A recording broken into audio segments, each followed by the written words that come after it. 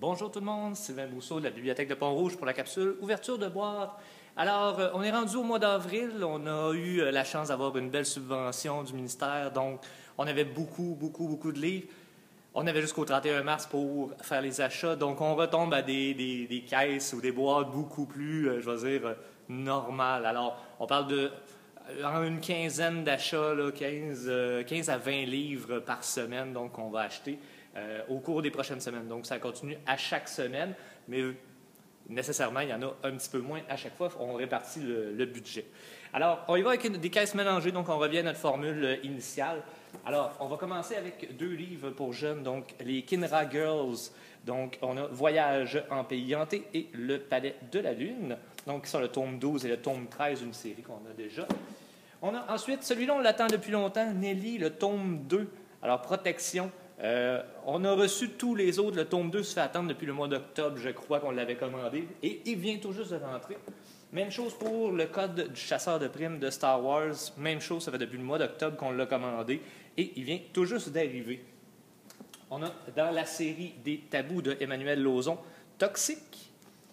On a également documentaire plus pour adultes, documentaire plutôt peut-être opinion à ce moment-là, l'UPA, un monopole qui a fait son temps. On va avoir de Ken Follett, Code 0.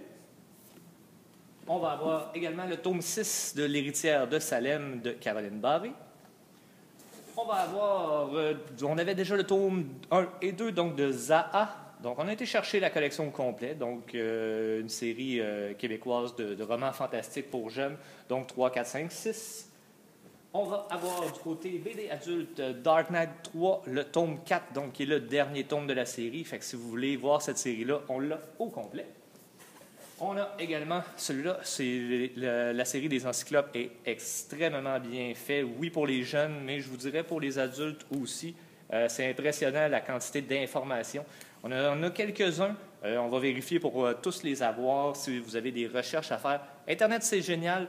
Mais là-dedans, la chose qui est bonne, c'est qu'on est certain que l'information qu'on trouve, elle est véridique, alors que des fois, sur Internet, ça peut être douteux.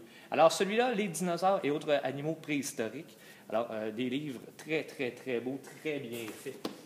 Et on y va avec des BD. Donc, on a Boule à zéro. Donc, 2 tomes. Le tome, si je ne me trompe pas, le tome 1 et le tome 3, c'est ça. On avait le tome 2 déjà. Donc, Boule à zéro, l'histoire d'un petit garçon à l'hôpital.